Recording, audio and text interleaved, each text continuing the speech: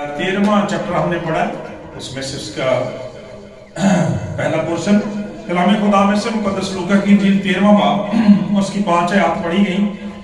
और जिस आयत को मेरे चीजों हम देखेंगे वो 2 दफा दोहराई गई यहाँ पे, और वो है 3री आयत और 5वीं आयत। और दोनों में लिखा है कि हम फरमाते हैं कि मैं तुमसे कहता हूं कि नहीं, मैं तुमसे कहता हूं कि नहीं, बल्कि अगर तुम तौबा ना करो तो सब इसी तरह होगा। आमीन। मैं तुमसे कहता हूं कि नहीं, बल्कि अगर तुम तौबा ना करो तो सब इसी तरह से होगा। मेरे चीजों, आपको पता है कि तौबा बाइबल मुकद्दस का और मसीही जिंदगी का लाजमा है, खासा है, बुनियाद है। और बाइबल मुकद्दस की जो वो बुनियादी तालीमात जिनका तल्लुक इंसान की मखरसी नजात और हमेशा की जिंदगी के साथ है, उनमें से बुनियादी तालीम तौबा की है। पुराने अहदनामा में भी इसका बड़ा जिक्र है और नए अहदनामा में तो इसका बेहदो हिसाब दफा जिक्र है। और बहुत सारी आयात और बहुत सारे रेफरेंस जो है वो इस तल्लुक से बयान किए जा सकते हैं। लेकिन अगर आप थोड़ा डीपली देखें, गौर से देखें, और मैं ईमान रखता हूं कि आज के कलाम के वसीला से आपको पता चलेगा कि अगर एक बंदे को बाइबल मुकद्दस की सिर्फ यही आयत आती है ना तौबा के तल्लुक से, तो वो उसके लिए काफी है। अगर वो उसको समझ जाए तो फिर वो हकीकी मानों में तौबा करेगा।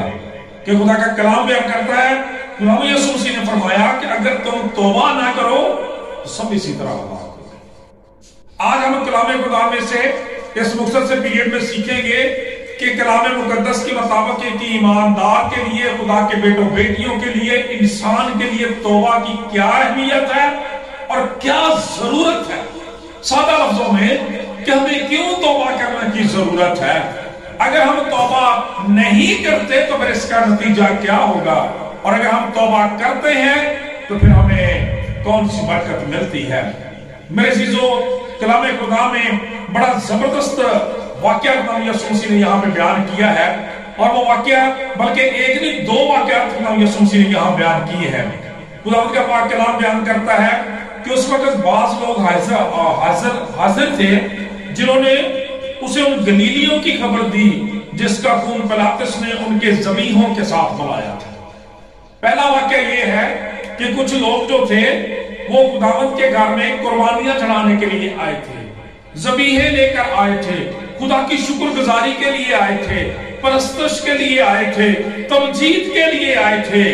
लेकिन खुदा का पाक कलाम कहता है कि पिलातुस जो जालिम हुक्मरान था, उसको ये बात अच्छी न लगी। वो मसीहियत को, वो यहूदियत को खत्म करना चाहता था, लिहाजा उसने उन लोगों को अपने जुल्म की चक्की में पीस दिया और उनके ज़बीहों के साथ ही उनको भी ज़िबा कर दिया। यानी कुर्बानियां गुजराने के लिए आए थे। अब ये देखिए, जरा हम देख रहे हैं कि तौबा की अहमियत क्या है। खुदा का पाक कलाम बयान करता है कुर्बानियां गुजराने के लिए आए थे, शरीयत को पूरा करने आए थे, दीनी अहकाम की फरमाबरदारी कर रहे थे। लेकिन पिलातुस ने क्या किया, अपने सिपाहियों को भेजा कि इनके ज़बीहों के साथ इनका भी खून बना दो, इनको भी ज़िबा कर लो। चुनाचे खुदा का पाक कलाम बयान करता है कि जितने लोग वहां पे आए थे वो सारे के सारे मार दिए गए, मौत के मुंह में उतार दिए गए। खुदा का पाक कलाम ये बयान करता है, खुदा यीशु मसीह ने यहाँ कहा कि क्या वो उनके साथ ये इसलिए हुआ, उन्होंने ये ऐसा दुख इसलिए पाया कि तुम्हारी समझ के मुताबिक, तुम्हारी अकल के मुताबिक वो दूसरे गलीली लोगों से ज्यादा गुनहगार थे। पहला सवाल यीशु मसीह ने ये कहा, और फिर जवाब दिया नहीं, बल्कि मैं तुमसे कहता हूं कि अगर तुम तौबा ना करो तो सब इसी तरह से हलाक हो गए। मेरे चीजों, देखें कि तौबा की अहमियत जिंदगी में किस कदर जरूरी है। खुदा का पाक कलाम बयान करता है, और आज का कलाम में यह सिखाता है कि एक शख्स अपने सारे दीनी शार की बड़ी पाबंदी करता है, वो रोजे बड़ी बाकायदगी के साथ रखता है, वो कलाम बड़ी बाकायदगी के साथ पढ़ता है, चर्च बाकायदगी से जाता है, दया यकीन देता है, शुक्राने और शुक्रगुजारियां, हदिये गुजरान तक सारा कुछ करता है। खुदा का पाक कलाम करता है, लेकिन तौबा नहीं करता तो वो कुछ नहीं करता। खुदा का पाक यानी वो शख्स जो तौबा के बगैर मर जाता है, सारे दीनी शायर की फरमाबरदारी करता है। मेरे चीजों, खुदा का कलाम बयान करता, खुदा के नजदीक इसकी कोई कदर कीमत नहीं। खुदा का पाक कलाम बयान करता है कि वो शख्स, यीशु मसीह ने पूछा कि तुम्हारे सामने वो शख्स ज्यादा गुनाहगार थे दूसरे लोगों से जिस तरह से मार दिए गए, वो भाई वो तो अच्छा काम करने के लिए आए थे, फिर क्यों उनके साथ ऐसा हुआ? लेकिन खुदा का पाक कलाम बयान करता है वो तो जो हुआ सो हुआ, लेकिन खुदा का पाक कलाम बयान करता है कि जो लोग तौबा के बगैर मर जाते हैं वो इस दुनिया से किसी भी मौत की सूरत में क्यों ना चले जाए, डजंट मैटर मच, इससे कुछ फर्क नहीं पड़ता। खुदा का कलाम बयान करता है तौबा इस कदर इंसान के लिए जरूरी है। फिर इसी तरह से दूसरा वाकया बयान किया कि या क्या वो 18 आदमी जिन पर शैतान का बुर्ज गिरा और वो दबकर मर गए, खुदा का पाक कलाम बयान करता है क्या यरूशलेम के सब रहने वालों से ज्यादा कसूरवार थे? फरमाया नहीं, ऐसी बात नहीं थी कि उनकी नाफरमानी की वजह से, उनके गुनाह की वजह से वो बुर्ज उन पर गिरा, वो मीनार बड़ा शैतान का जो था गिरा और वो दबकर मर गए। नहीं, खुदा का कलाम बयान करता है, बल्कि खुदा का पाक कलाम बयान करता है ये तो तारीखी बात है, तवारीखी बात है, किसी तरह से भी हम मन में वकूफ पजीर में आ गई। देखने की बात यह है कि हर शख्स जो इस दुनिया से आज में सफर होगा जाएगा, लेकिन सोचने वाली बात यह है कि क्या उसने तौबा की है, अपनी जिंदगी के अंदर खुदावंद को निजात देने मसीह कबूल किया है? अगर नहीं किया तो फिर खुदा का कलाम बयान करता वो कैसी ही मौत क्यों ना मरे, इससे कुछ फर्क नहीं पड़ता। जरा हौलनाक की देखिए उस जिंदगी की जो खुदा से दूर है, कि खुदा का पाक कलाम बयान करता है इस कदर तौबा जो है वो जरूरी है खुदा के पाक कलाम के मुताबिक। और आज हम खुदा की शुक्रगुजारी करते हैं इन मुकद्दस और पाक अय्याम के लिए जो रोजों के तलक से खुदा ने हम सबों की जिंदगी में बख्शे हैं, ताकि हम अपनी जिंदगियों की इस्लाह कर लें, तौबा करें, नए सिरे से पैदा होकर खुदा के साथ चलें, ताकि हमारी जिंदगियों से खुदा के नाम को इज्जत और जलाल मिले और हम यहाँ पे इस तरह की मौत ना मर जाएं मेरे जिसका कोई नफा नहीं, क्योंकि पौलुस रसूल तो कहते हैं जीना मेरा मसीह के लिए और मरना मेरा मुनाफा है, नफा है मेरे जीजो। खुदा का पाक कलाम ये बयान करता है तौबा इस कदर जरूरी है। और इससे पहले कि हम मजीद आगे बढ़े, आज हमें देखने की जरूरत है कि तौबा बेसिकली है क्या। हम तौबा का लफ्ज बहुत दफा सुनते हैं, खुदा का पाक कलाम में तौबा के तलक से मेरे जीजो सिखाता है कि तौबा बेसिकली इंसान की तब्दीली का नाम है, तौबा बेसिकली इंसान के रवैये की तब्दीली का नाम है, तौबा बेसिकली इंसान की सोचों, ख्यालों, अरादों, ज़हनों की तब्दीली का नाम है, और तौबा बेसिकली इंसान के दिल के तब्दील हो जाने का नाम है। और तौबा का मतलब आज की अंग्रेजी की जबान में लें तो इसका मतलब यू टर्न भी कहा जाता है, और बाइबल मुकद्दस की जबान में इसका तर्जुमा यह बनता है कि भटके हुए लोगों का अपने असल मकाम पर वापस आ जाना, इसे तौबा कहा जाता है। जैसे भेड़ों के भटकने के साथ तस्वीर दी है, हम इकरार में भी कहते हैं, ग्राम के इकरार में, कि हम भटकी हुई भेड़ों की मानंद हो गए, तेरी राहों से भटक गए हैं। तो यहां से भटक गए हैं, वहां पे हमें वापस आना जरूर है। जो शख्स अपने खुदा के कलाम के रास्ते से, जिंदगी की राह से भटका हुआ है, खुदा का कलाम बयान करता है उसको वापस आने की जरूरत है। इसलिए मेरे आपके दुनिया के निजात दहिंदा ने फरमाया था, राह, हक और जिंदगी मैं हूं, कोई मेरे वसीले के बगैर बाप के पास नहीं आता। मेरे जीजों, खुदा का कलाम ये बयान करता है कि यीशु मसीह वो राह है, यीशु मसीह वो रास्ता है जिसके जरिए से हम आसमान की बादशाही में जा सकते हैं। और आपको पता है कि ईमानदारों को भेड़ों के साथ भी तशबीह दी गई है, और इसीलिए कि वो अपना रास्ता खुद नहीं तलाश कर सकती, बल्कि खुदा का पाक कलाम बयान करता है उन्हें एक चरवाहे की रहनुमा की जरूरत है। इसलिए कलाम खुदा हमें यह बयान करता है मेरे जीजों कि अगर हम तौबा नहीं करते तो दुनिया से हम कैसी हालत में, कैसी हैसियत में चले गए, इससे कुछ फर्क नहीं पड़ता। फर्क इससे पड़ता है कि जब हम तौबा करते हैं।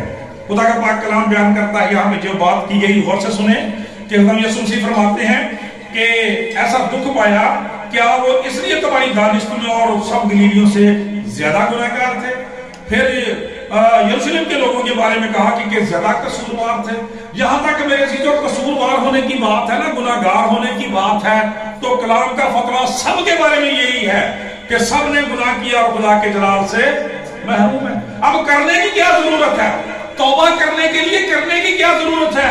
खुदा का पाक कलाम बयान करता है खुदावंद के पास आने की जरूरत है, क्योंकि खुदा के कलाम में लिखा है खुदा ने दुनिया से ऐसी मोहब्बत रखी कि अपना इकलौता बेटा बख्श दिया, ताकि जो कोई उस पर ईमान लाए हलाक ना हो, اس کی بجائے ہمیشہ کی زندگی پائے، ان لوگوں کی طرح سے ہلاک نہ ہو جائے، خدا کا پاک کلام بیان کرتا ہے۔ اس لیے کہا بس توبہ کرو اور رجوع لاؤ تاکہ تمہارے گناہ مٹا دیے جائے، خدا کا پاک کلام یہ بیان کرتا ہے۔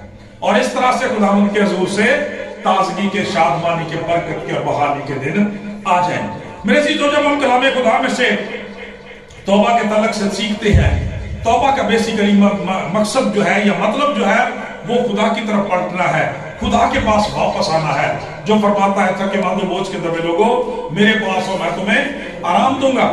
اور ہم دیکھتے ہیں کلام خدا کے اندر جب ہم یونانی زبان کو دیکھتے ہیں تو جو لفظ توبہ کے لیے استعمال ہوتا ہے میٹانایا، اس کا مطلب ہوتا ہے کہ کامل طور پر اپنے رویے کو، اپنی سوچوں کو، اپنے خیالات کو خدا کے کلام کے مطابق تبدیل کر دینا۔